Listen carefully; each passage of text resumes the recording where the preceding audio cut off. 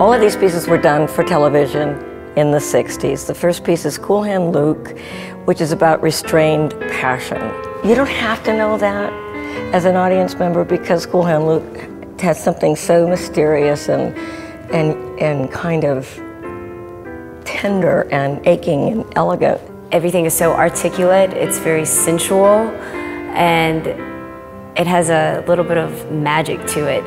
The second one is, it's either called Tijuana Shuffle or Mexican Shuffle. It's been named both, so either one will work. It's kind of like we're just coming of age, just coming into our youth, and so we're finding those different things about our sexuality, and we're following behind this girl and trying to keep up with her, but having a good time. And it shows this funny wit that he had, that you were like the cat that ate the canary, and had a little tiny satisfied grin, thinking that he'd gone away with it, but there's a little yellow feather right here. It's this really intense, physical, high energy piece, and you're kicking and you're flipping and you're jumping and you're angry and you're smiling and there's a hat and there's a cigarette and you're putting it out. And then all of a sudden you just get to do this really kind of perfectly timed comedic walk, and like you can feel how perfect it is. The third one is Mexican Breakfast.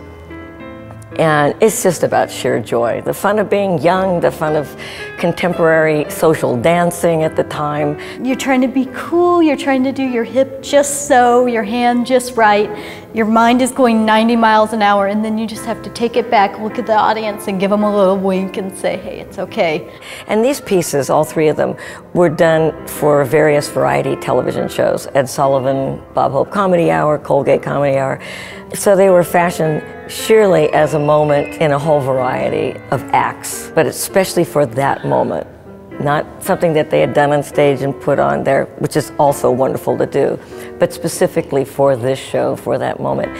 So unless you had watched, say, Ed Sullivan or Bob Hope in the 60s, early 60s,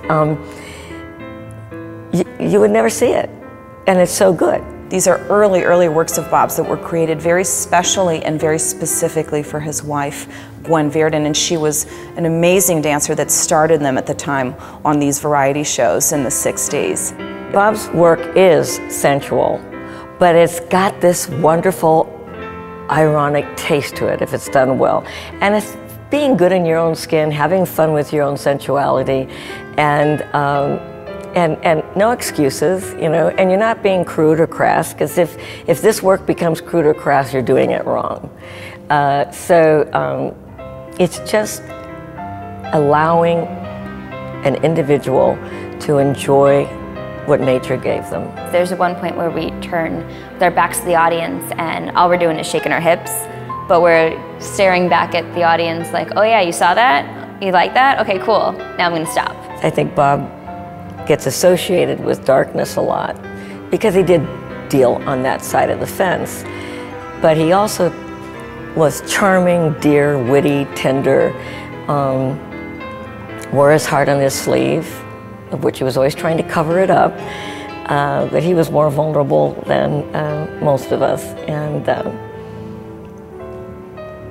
I know he tried to control all the sentiment, but you could tell in these three numbers that he can't.